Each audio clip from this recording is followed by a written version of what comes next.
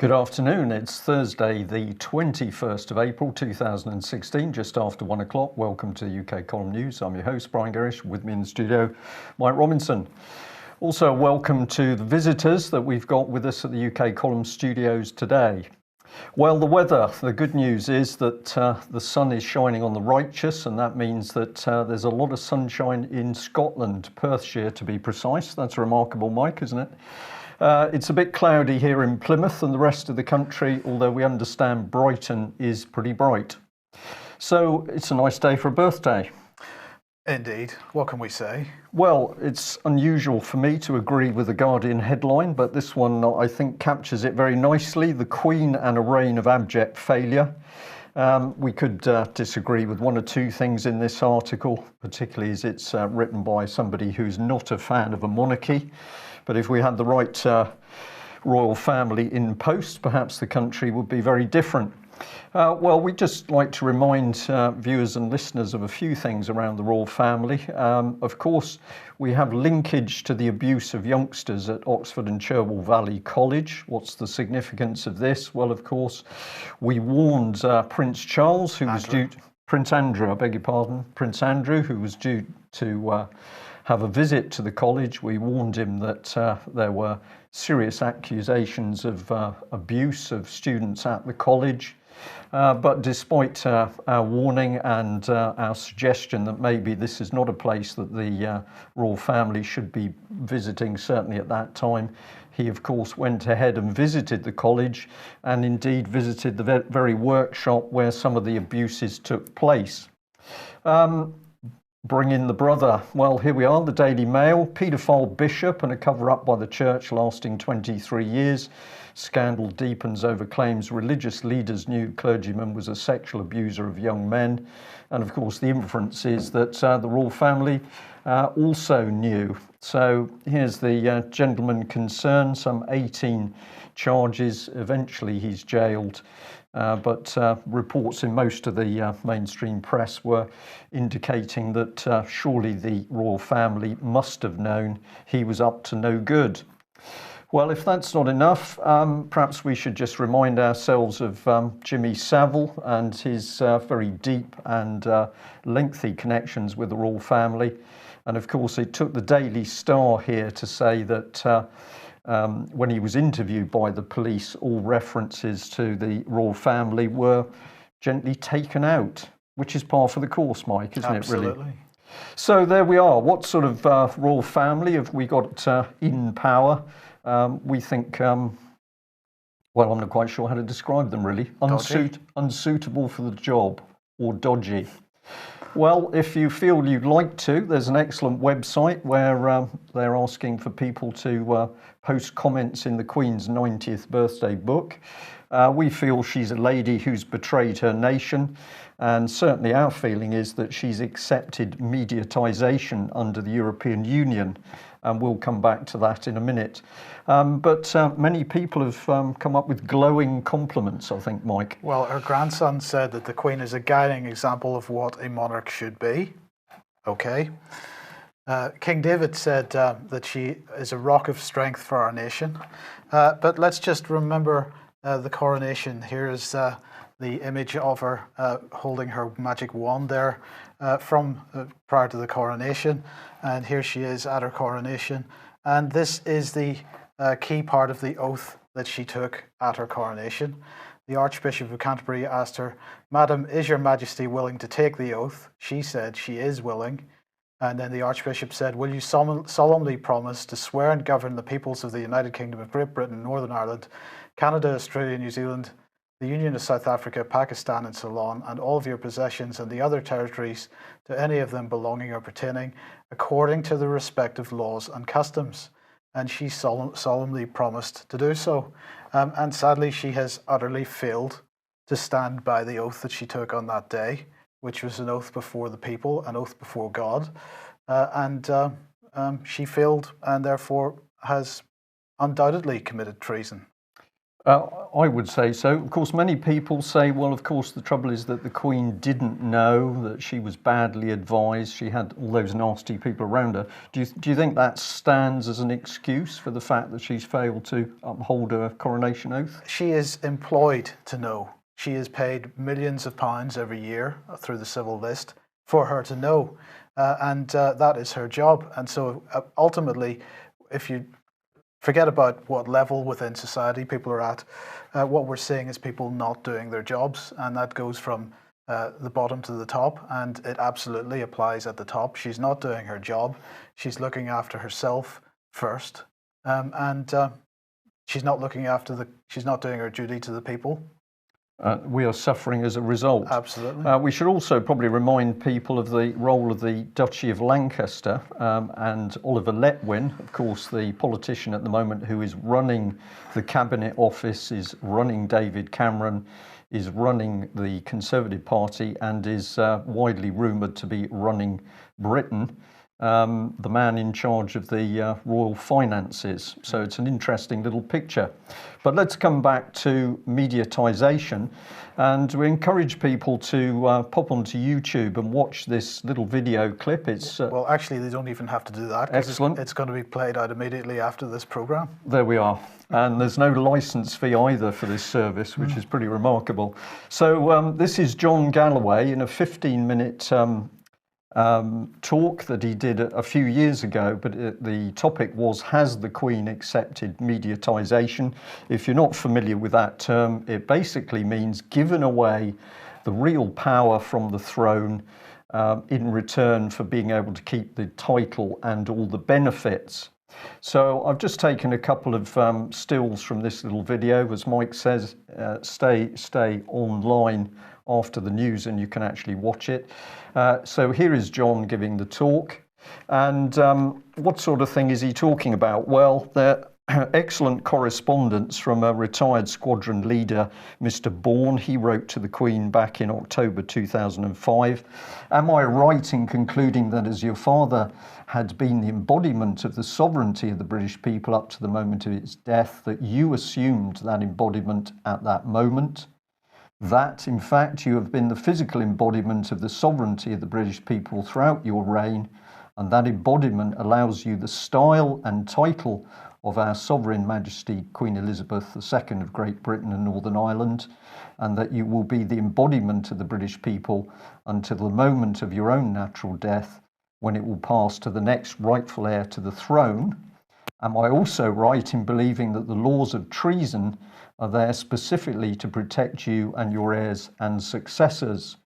Well, the response was that the Queen had asked the private secretary to thank Mr. Bourne for his letter and say that it had been passed to the Department for Constitutional Affairs so that this approach to Her Majesty may be known and consideration given to the points raised in the letter. Well, where did it go then? We've got the Privy Council Office to Squadron Leader Bourne on the 21st of March 2006. So that obviously rattled through the system for quite a while. As we've already explained, we can answer only questions of fact, and we cannot give an opinion on the interpretation of legal or constitutional matters. We simply have no locus to do so, and any opinion expressed by this office, or indeed any other government department or minister, would have no authority whatsoever. Interpretation of the law is a matter for the courts. I'm sorry to have to give you a reply that I know will disappoint you, as we have already informed you further correspondence on this matter will only be acknowledged. However, if we just add this little bit, the Office for Constitutional Affairs was later to say that Her Majesty's powers had evolved. What do you make of that, Mike? What might that evolving be? Mediatisation. Mediatisation, by which the Queen had given away her sovereign rights and powers in order to keep her title under control of the European Union. And her salary, of course. And the salary and the billions, if not trillions, stashed away in the bank. Well, the European Union therefore takes control of the British monarch. What sort of European Union are we dealing with? Well, the Express, I think, gets the headline: EU democracy dead. EU ignores Dutch referendum to push through Ukraine deal. So Alex Thompson was talking a little bit about this yesterday, and what has happened is the EU has simply trampled over the Dutch, who didn't want to push through the Ukraine deal. The EU says it has to happen. And what does the Express say? The latest development proves the EU has no respect for democracy. Critics said, adding it cannot ever be reformed because unelected bureaucrats have contempt for European citizens and their representatives. Well, that sounds pretty good to me. And Mr. Juncker admitted that voters all over Europe have lost faith in the EU because of its meddling in their lives. In an astonishing confession of failure, he said, "We are no longer respected in our countries when we emphasise the need to give priority to the EU."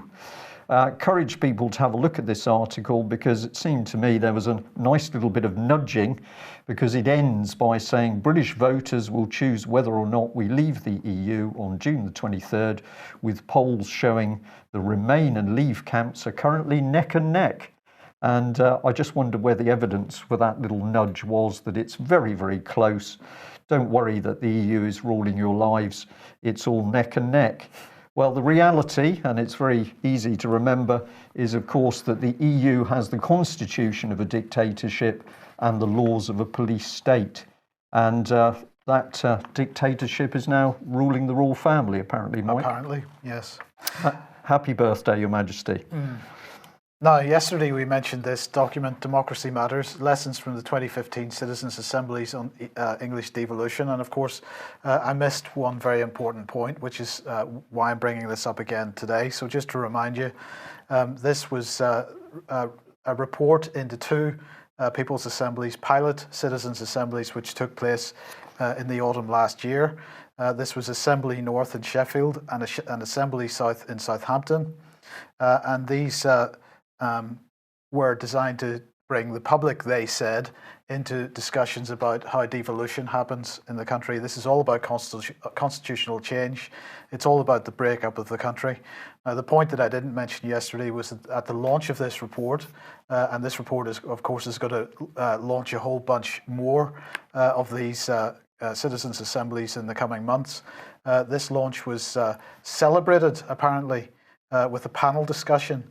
And all the people supporting this included Dominic Grieve from the Conservative Party, Graham Allen from the Labour Party. Now, Graham Allen is in charge of the Constitutional Reform Committee. He is basically running the Constitutional Reform agenda at the moment. He's a Labour man. Tom Shepherd from the SNP, Jonathan Edwards from Plaid Cymru,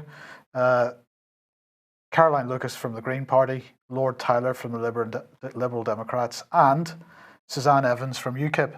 Now, we've been getting a bit of criticism for criticising UKIP in the last couple of days. Not UKIP, Nigel Farage, to be precise. Absolutely. But again, we have now, I appreciate that Suzanne Evans is currently suspended from UKIP. However, she is one of Nigel Farage's darlings, nonetheless. And she was there supporting this. So on one hand, they are, the leadership we're talking about here are proposing that we leave the EU, but on the other hand, they are quite happy to support what is EU policy. This devolution, this breaking up of the country into city regions and into sort of rural regions. This is EU policy which is being pushed through, and I find it a little surprising that somebody who has very close links to the senior leadership of UKIP would be promoting that. Quite a few questions to be asked, Mike. But we understand people are sensitive on this matters, but we need to get the truth out about who is doing what and why. Yes. Breakup of Britain, and of course the royal family saying nothing.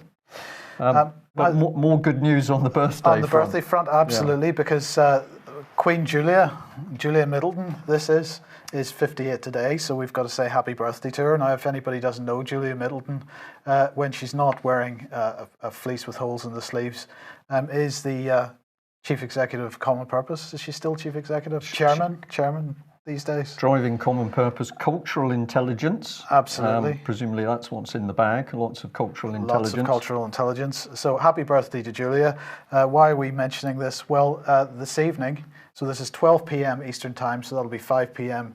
UK time. She's taking part in a Twitter chat, and I thought maybe people would like to offer their thoughts and condolences on her birthday. Yes.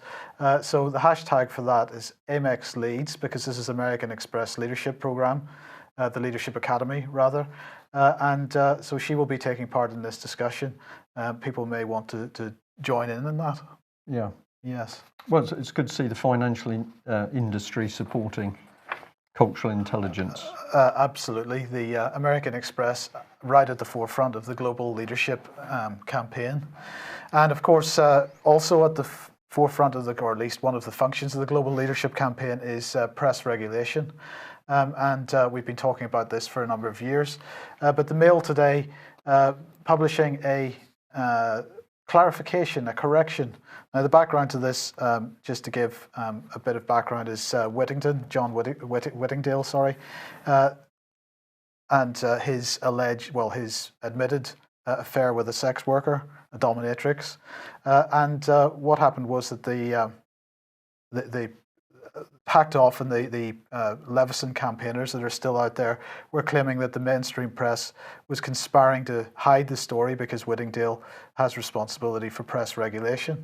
And what happened then was that there was an article published entitled "The Real Whittingdale Scandal: Cover-up of the Press," and that was published in the magazine Byline. So the Mail had made an allegation that Hacked Off had provided money to that organisation, Byline, and that therefore Byline was biased in the reporting. Well, the Mail has clarified by saying that articles on April the 14th and 15th about the John Whittingdale political storm said that online magazine Byline had received money from campaign group Hacked Off. We are happy to clarify that while Hacked Off directors have helped to fund articles there, including one of the key articles about the Whittingdale story, and while Hacked Off has previously funded Byline advisor and writer Peter Jukes, Hacked Off has not provided direct funding for the site. Now, Hacked Off was tweeting this out as being some massive retraction on behalf of the Mail. In fact, it's really splitting hairs, isn't it? If you're funding specific articles and funding specific individuals, yeah, it's splitting hairs. It's a correction, and it should have been done. But really, for Hacked Off to suggest that they can take the moral high ground here is a bit disingenuous. Well, of course, they're gunning for the Daily Mail, Mike, because they've never forgotten the 11 pages which the Daily Mail produced exposing common purpose at just the right time, because, of course, it destabilised the Leveson inquiry. Yeah. So let's come back to Happy Julia.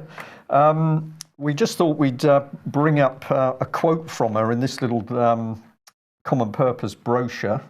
Here it is. We should be able to bring it up on screen. And we've just highlighted a bit of it. It says, wherever common purpose operates, you will find leaders doing unusual things, taking responsibility for problems other than their own. That's a remarkable statement, isn't Absolutely. it? That we're now going to have people in the civil service, instead of getting on with their own job, are starting to take over other people's jobs that they got no right to do. So work in the community, connecting efforts, recognising consequences, asking difficult questions, and gathering disparate teams. These leaders are able to build sufficient trust so that people actually change things. It doesn't have to be for the better, you just change it. Well, it goes on, and I think it's important to read what this lady says.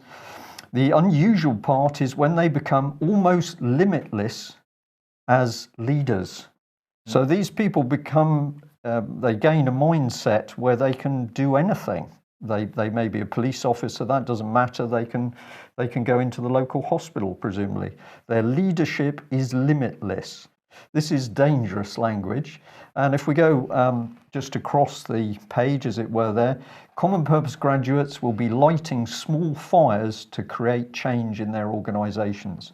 And this, of course, is what we're seeing across the country break down, particularly in the civil service, where we're seeing crazy decisions, a lack of common sense, and people literally operating outside their authority. So well done, Julia.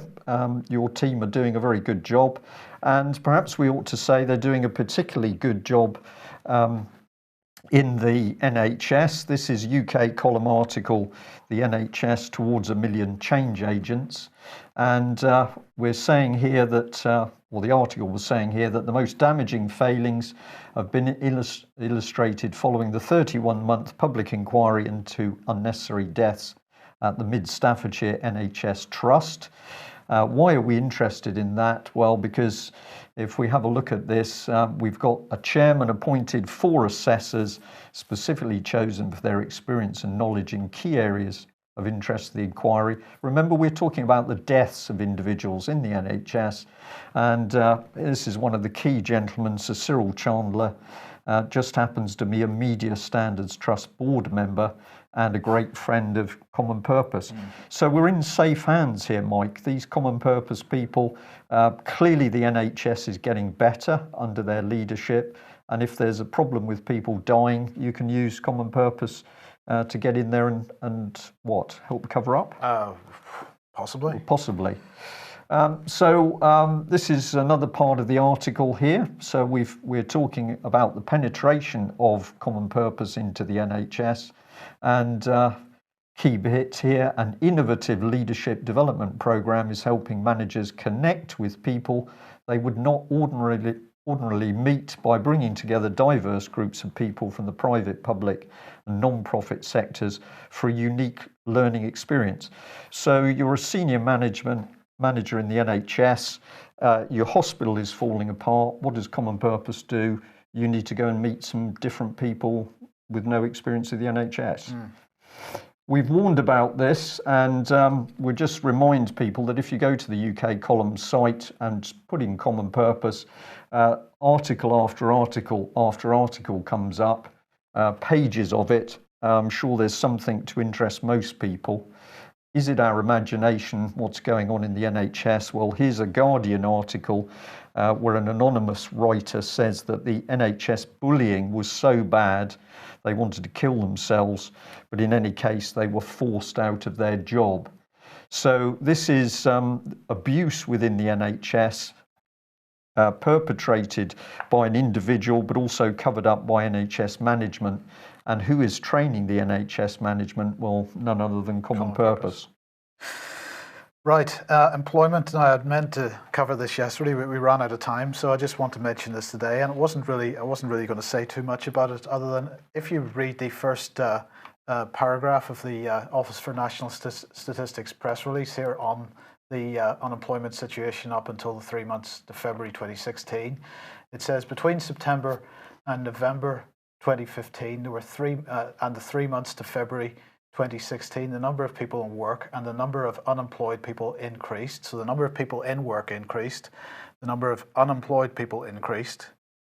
Okay, but the number of people not working and not seeking or available for work, i.e., economically inactive, fell. So,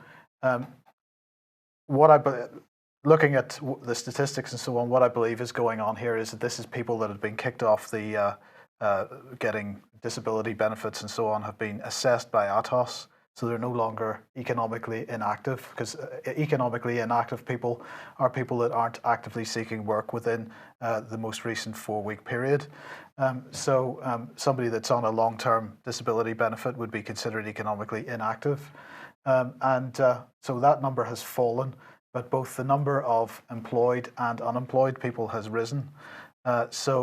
Those economically inactive people have been pushed from one statistic into another, and that's basically all that's happened. Fiddling the books is what we're talking about. Well, no, it's actually, I mean, the ONS isn't fiddling the books, it's the government that's removing money from people, and therefore the ONS has moved them from one place to another. Yeah. So this is the graph showing economically. Now, it looks a lot, the peaks and the troughs look a lot more serious than they are, because obviously that graph only runs from sort of 21% to 26%. So it's not quite as extreme in the y-axis as it looks, but nonetheless, we see that during the Thatcher government, we had lots of people being removed from the economically inactive category. and that seems to have happened pretty much at the same rate since 2010. Yeah. So it's pretty clear what's going on there, isn't it? Well, clearly the country's improving. There's more work. People are happier. The NHS is performing better. Less potholes in the road. It's all good news. Absolutely. And it's the day of birthdays. It is. So, Saudi Arabia now Saudi Arabia PR firm accused of helping Saudi Arabia whitewash its human rights record, according to the Independent here, and this is Publicis Group. The French media conglomerate, as the Independent says, who owns UK brands such as Saatchi and Saatchi, and they had been basically promoting what a great country Saudi Arabia is until they were. It was pointed out to them that perhaps this wasn't the greatest thing for them to be doing. This was pointed out to them by the human rights group Reprieve, and so the next thing was the section about Saudi Arabia disappeared from the websites. So clearly people are getting squeamish about Saudi Arabia at the moment. But anyway, on Tuesday, on Tuesday we had Vanessa Beeley on. We were talking about Yemen and Saudi Arabia's activities in Yemen, and we showed a couple of images. Sorry about this, of what's going on as a result of Saudi activities in Yemen. Children with limbs blown off, probably as a result of stepping on what was left from a cluster bomb, and children with their, with napalm, burns. Absolutely horrendous burns, and these children eventually died, sadly. Well, today the Foreign Office has published the Human Rights and Democracy Report. This is the 2015 Foreign and Commonwealth Office report, and you would imagine that Saudi Arabia must appear in this. They must discuss Saudi Arabia in this, because Saudi Arabia clearly. People are concerned about their human rights record. Well, if I remember rightly, Mike, Saudi Arabia was made chair of the Human Rights Committee, or one of the committees. That was recommended by the UK for them to join the United Nations in that capacity. Indeed. Yeah. Well, I'll just read out a couple of quotes. That we also remain concerned about the inability of women to participate fully in society in Saudi Arabia, where the guardianship system remains in place and segregation presents many challenges, including political life. And the other mention of Saudi Arabia in this document, it's quite a long document, is 3 other countries, Iran, Pakistan and Saudi Arabia, were responsible for 89% of all recorded executions in 2015. So no mention of Yemen, and that is the totality of the mention of Saudi Arabia. So the word Saudi appears twice in the entire document, and while they do mention that they do include Saudi Arabia as being responsible for recorded executions, that's the last we hear about it. They then go on to talk about Iran and Pakistan. So you have to wonder what is going on here. Clearly, Saudi Arabia very deeply in bed with the Foreign Office, and perhaps this gives us a clue as well, because here we go with NATO welcoming closer ties with the Gulf Cooperation Council. And who are the members of the Gulf Cooperation Council? Well, we've got Bahrain, Kuwait, Oman, Qatar, Saudi Arabia and the UAE. And this is NATO Secretary General Jens Stoltenberg welcoming the Secretary General of the Gulf Cooperation Council, Abdul Latif bin Rashid Al Zayani. He is Bahraini, but nonetheless, it's interesting that they say here, NATO places high importance in building cooperation with Gulf states. The alliance has already developed political dialogue and practical cooperation with 4 out of 6 Gulf Cooperation Council members, and that's Bahrain, Kuwait, Qatar and UAE, although the Alliance's Istanbul Cooperation Initiative, through the Alliance's Istanbul Cooperation Initiative, which was launched in 2004. So even here, even though Saudi is absolutely a key member of this group, they're kind of forgetting to mention them these days. So they're clearly recognizing that there's a bit of bad publicity coming out about Saudi, but we just prefer not to mention it. Bit of airbrushing. Yeah, a bit of airbrushing going on. Is all that's necessary.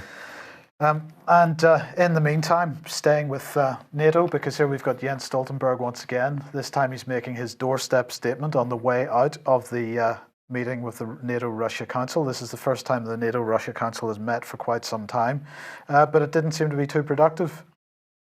And Stoltenberg said that it was a frank and serious discussion but that NATO allies and Russia hold very different views. And Russia's ambassador to NATO said that there were no positive outcomes from this. There were statements made, he said, to improve the machinery of these bilateral agreements, but there was no interest on the US side. And today we said very clearly that we are prepared to engage with those countries who want to have sharper bilateral cooperation. So that's really it. They're not speaking to each other, basically. It's a good thing that the meeting happened, but basically they're not speaking to each other. Yeah. Yeah. Okay, well, of course, wars are good for producing wounded children. They're also good for producing children. And we're going to say thank you very much to Veterans News Now for this article, Unaccompanied Child Refugees to be Dispersed Across UK. National Dispersal Scheme for Unaccompanied Child Asylum Seekers, that's an interesting expression, isn't it, in Britain, is to get underway in July. You're a 6-year-old and you're going to go and claim asylum. So what are we going to do with these children? We're going to disperse them across Britain amongst the very social services that, of course, are abusing our own children and stealing children's from families. So this is the man who's putting it forward, James Brockenshire, the immigration minister, and his intention is that the national dispersal scheme should be voluntary and the statutory arrangements provide underpinning if those arrangements do not operate as we, the local government association and the Association of Directors of Children's Services anticipate. So it's just a loose agreement. We're going to spread a few children. So this is the aim. These children are going to disappear. It's obvious to see what's going to happen. They're dispersed across the country. There's no formal arrangement. This is all done on an old boy's nod and a wink. And these children are then going to disappear. It's pretty unpleasant stuff, Mike. Let's remember that it was Tim Farron, leader of the Liberal Democrat Party, that absolutely pushed for this. This was his initiative. And I would really be keen for people to keep the pressure on that man, because when he was asked, what is he going to do to make sure that these children do not disappear into the system, do not end up being trafficked, do not end up becoming sex slaves, he had no response for anybody that has asked him so far. People need to be asking questions of these people. They do, and you can use your new ukcolumn pens to send off those excellent letters asking the embarrassing questions. But let's just reinforce it. Here is the man. What have we got here? We've got a Syrian child stealing ring being set up. And of course, the truth of the matter at the moment is that British social services and support agencies are clearly riddled with abusers and abuse. But we're going to take those poor Syrian children and disperse them within this system. It's an outrage, Mike. Absolutely. Another outrage. We're full of outrage today. Here we've got George Osborne. This is a great article in the Mirror. He's agreeing to exempt MPs from anti-money laundering checks. Good. Under pressure from a Tory backbencher. So who are we talking about? Well, this is a Tory MP, Charles Walker. And who was saying that MPs and their families being treated like African despots, because what goes on is that because MPs may be at risk from coming under pressure from criminals to launder money through their bank accounts, that they have extra, they are on a watch list effectively, and they have extra hoops to jump through whenever they want to do any banking. So Osborne now has decided he agrees. He's saying that banks could go too far and their response could be disproportionate. And so he will now move to exclude MPs from the watch list in the forthcoming Bank of England bill. And I just want to remind everybody of the attitude that we get from these people with regard to government snooping and the Snoopers Charter, which is if you've got nothing to hide, you've got nothing to fear. So, the hypocrisy here is tangible. Of course. We'll leave it there because what else can you say? Yeah. Hypocrisy, unbelievable hypocrisy. And The Guardian reporting that UK spy agencies have collected Bulk personal data from the 1990s files show, well, of course we knew this already. This is a nudge, really. What they're saying is disclosure of internal MI5, MI6 and GCHQ documents reveals the agency's growing reliance on amassing data as a prime source of intelligence, even as they concede that such intrusive practices can invade the privacy of individuals. They're claiming that this was all done beginning in 1998 under powers granted by Section 94 of the 1984 Telecommunications Act. Well, there may be some debate about that, but nonetheless, this is really a nudge to suggest that this has been going on for so long. We don't need to worry about it. Yeah. Let's just get on with the Snoopers Charter and not really worry too much. Yeah, because there is no problem, except that I find this wonderful. Here is Russia Today. It's taken the Russians to warn us that we are actually walking into the conservative Stasi state. And their comment is, Britain is sleepwalking into an Orwellian surveillance state with most of its citizens unaware or disinterested in the far-reaching implication of the government's investigatory powers bill, a new survey suggests. Well, absolutely right. And of course, we need to bring Theresa May back centre screen because this is the extremely dangerous woman who is putting this network together. And of course, at the end of it, we are going to be living in a state spied upon like no other state in the world. Quite remarkable. Britain 2016, not a peep from Her Majesty, of course. She's too busy celebrating. But the Russians warning the British public that you need to wake up because something very nasty is happening. What a fascinating world we live in. And the Mirror article that I just brought up on the Russia Today one there needs a little bit of looking at because it seemed to me to have a nice little nudge in it. So it says 10 reasons you should be worried, but in fact when you read through the reasons, some of them are not real reasons at all. But have a look at this bit here. Reason 1, it gives the police and spies the power to see what websites you've been looking at without a warrant. So they then give an example at the top, and there's some websites, and if I put this second bit in, you'll see that suddenly they get an extra little piece of information on the end of those web addresses. So this is apparently the bit we should be paying attention to. But of course, if you look at the real nudge, what you've got is the characteristics of a very disturbed person because they're visiting pornography sites, they're visiting Samaritans and the NHS. Oh, and they just happen to be looking at guns at the same time. So the nudge is that, well, of course, this is a dangerous person who should be the target of surveillance in the first place. I think this is a little bit of psychological manipulation by the Mirror. You should be worried. No, you shouldn't really be worried because all we're doing is protecting you from somebody who's suicidal and going to run amok with guns. Do you think the Mirror, a Mirror journalist actually wrote that article, or was it handed to them? I would say it was handed to them, Mike. I mean, you know, why waste time investigating something when the government just tells you what they want you to write? Well, if you're not convinced something's wrong, thank you to Alex Thompson, who produced an interesting piece of art. And here it is. He spotted this in Ghent railway station, and he just thought there was something particularly unpleasant about this piece of artwork. We've been talking about the rise of weird, dark, depressing art in UK. And of course, what many people are telling us is exactly the same sort of twisted art is also appearing in European countries. One of the comments was that it's almost looking like something out of Harry Potter. And for those of you who are fans of Harry Potter, I think it's time you started to look a little bit deeper into what Harry Potter is really about and what it represents, which on basic level is witchcraft.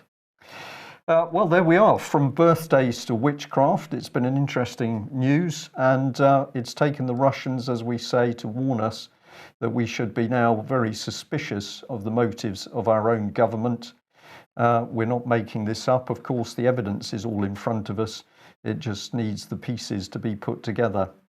Thank you very much for joining us today. We will be back at the same time tomorrow, and we hope to have David Scott with us, who's overseas. If he's able to join us, it will be a fascinating programme. We will see what happens. If you like what we're doing, please consider taking out a subscription or making a donation. We can only do what we do with your help. Thanks very much for joining us. Bye-bye. Bye.